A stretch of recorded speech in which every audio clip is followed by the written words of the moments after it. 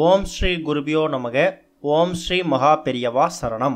ஜூலை 19 வெள்ளிக்கிழமை, ஆடி மாதத்தோட முதல் வெள்ளி. இந்த நிறத்தில் ஆடை அணிஞ்சு பாருங்க. கண்டிப்பாக பணத்தை காந்தம் போல ஈர்க்க முடியும். அந்த மகாலட்சுமி உங்கள் வீட்டுக்கே வந்து தங்கிடுவாங்க. அது என்ன விஷயம், என்ன ஆடை அப்படிங்கிற பற்றி தான் இந்த பதிவில் பார்க்க போகிறோம். அதுக்கு முன்னாடி நம்மளோட சேனலை இப்போ தான் நீங்கள் ஃபஸ்ட் டைம் பார்க்குறீங்க அப்படின்னா மறக்காமல் சப்ஸ்கிரைப் பண்ணிக்கோங்க. இது மாதிரி அப்டேட் தெரிஞ்சுக்கிறதுக்கு பக்கத்தில் இருக்கக்கூடிய நோட்டிஃபிகேஷன் பெல்லையும் கிளிக் பண்ணிக்கோங்க. இப்போ என்ன நிறத்தில் ஆடை அணியணும் அப்படிங்கிற பற்றி பார்க்கலாம். குடும்பத்தில் இருக்கக்கூடிய ஒருத்தவங்களுக்கும் ஒரு விதமான கஷ்டமான சூழ்நிலை இருக்கும். அது மட்டும் இல்லை, வருமான குறைவு, வியாபார விருத்தியின்மை, தொழில நஷ்டம்னு சொல்லி ஏதாவது ஒரு பிரச்சனையால் குடும்பம் பொருளாதார ரீதியாக ரொம்ப பின்தங்கி இருக்கும்.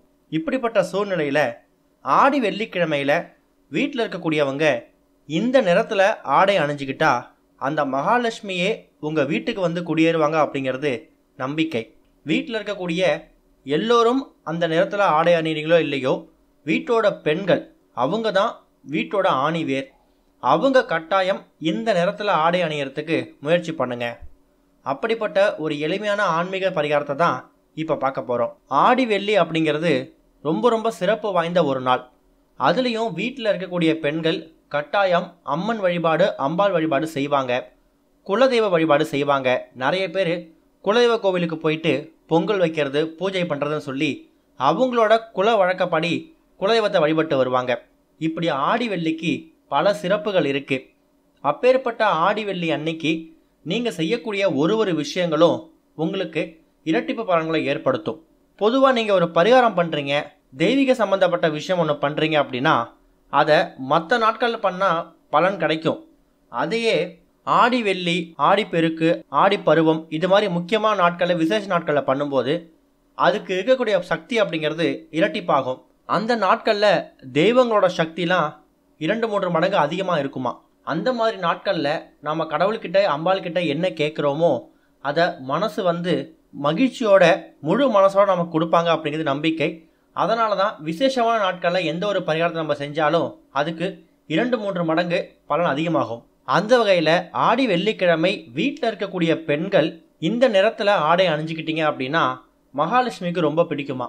உங்கள் வீட்லேயே மகாலட்சுமி வந்து குடியேறுவாங்க. ஆள் பாதி ஆடை பாதின்னு சும்மா சொல்லி வைக்கல. எப்படி இருந்தாலும் ஆடி மாதத்தில் ஆடி வெள்ளிக்கிழமை அன்னைக்கு காலையிலே எழுந்து வீட்டை சுத்தப்படுத்திட்டு, பூஜையை சுத்தப்படுத்திட்டு ஆடி வெள்ளி வழிபாட்டுக்கு தயாராவீங்க. அப்படி தயாராகும் போது இப்போ நம்ம சொல்லக்கூடிய இந்த விஷயத்தில், இந்த நிறத்தில் நீங்கள் ஆடை அணிங்க. இதுக்கு நீங்கள் செலவு பண்ணது என்னமோ மிஞ்சி போனால் ஒரு 10 செகண்ட் கூட இருக்காது. இப்போ சொல்லக்கூடிய நிறங்களில் ஏதாவது ஒரு நிறத்தில் ஆடை இருந்தாலும் பரவாயில்ல. ஆடி வெள்ளி நாளைய தினம் இன்னொரு கூடுதல் சிறப்பும் இருக்குது. ஆடி வெள்ளிக்கிழமை பிரதோஷமும் சேர்ந்து வருது. சனிக்கிழமையில் வரக்கூடிய பிரதோஷம் மட்டும் இல்லை, வெள்ளிக்கிழமையில் வரக்கூடிய பிரதோஷத்துக்கும் அதிகப்படியான சக்தி இருக்குது. அதனால் நாளைய தினம் ஆடி வெள்ளி அம்பாள், அம்மன், குலதெய்வம் இவங்களையும் நீங்கள் வழிபட போகிறீங்க. பிரதோஷம் அப்படிங்கிறதால சிவபெருமானையும் வழிபட போகிறீங்க. அது கூட வெள்ளிக்கிழமை சுக்கிர பகவானையும் நீங்கள் வழிபடலாம். இப்படி அனைத்து விதமான தெய்வங்களையும் வழிபடுறதுக்கு ஒரு அற்புதமான நாள் தான் இந்த ஆடி வெள்ளி, ஜூலை 19.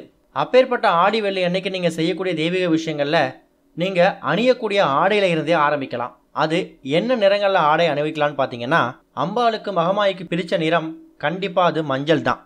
மங்களகரமான மஞ்சள். எந்த ஒரு அம்மன் கோவிலுக்கு போகிறதா இருந்தாலும் நிறைய பேர் மஞ்சள் நிறத்தில் ஆடை அணிஞ்சிட்டு போவாங்க. அதனால் வீட்டில் இருக்கக்கூடிய ஆண்கள், பெண்கள், குழந்தைகள் யாராக இருந்தாலும் ஆடி வெள்ளி நாளைய தினம் வீட்டில் இருக்கும்போதும் சரி, இல்லை வெளில போகும்போதும் சரி, முடிஞ்சால் மஞ்சள் நிறத்தில் ஆடை அணியறதுக்கு முயற்சி பண்ணுங்கள். ஒருவேளை உங்கள்கிட்ட மஞ்சள் நிறம் இல்லையா, சிவப்பு நிறத்தில் ஆடை அணிஞ்சிக்கோங்க. அன்னை ஆதி பராசக்திக்கு உகந்த ஒரு நிறம் சிவப்பு தான். அப்பேற்பட்ட சிவப்பு நிறத்தை கூட நீங்கள் அணிஞ்சிக்கலாம். அதுலேயும் எந்த தவறும் கிடையாது. மஞ்சள் இருந்துச்சுன்னா மஞ்சளுக்கு முதல்ல முக்கியத்துவம் கொடுங்க.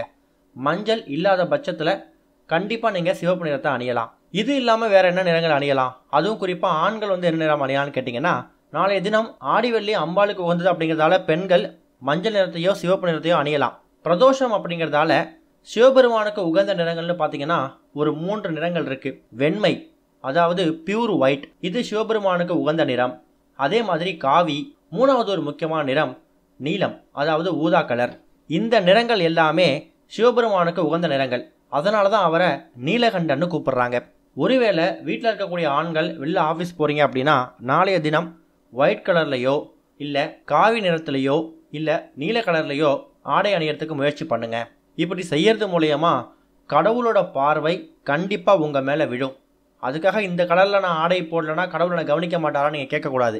இது நம்ம கடவுளுக்கு பிடிச்ச விஷயங்கள் செய்யும்போது கடவுள் நம்ம மேலே காட்டக்கூடிய அன்பை இன்னும் கொஞ்சம் அதிகமாக காமிப்பார்.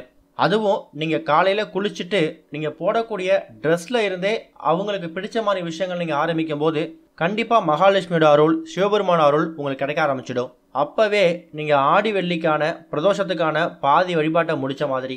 அதுக்கப்புறமா எப்பவும் போல் உங்கள் வீட்டில் ஆடி வெள்ளி பிரதோஷம் இது சம்மந்தமான பூஜைகள் செய்யுங்க.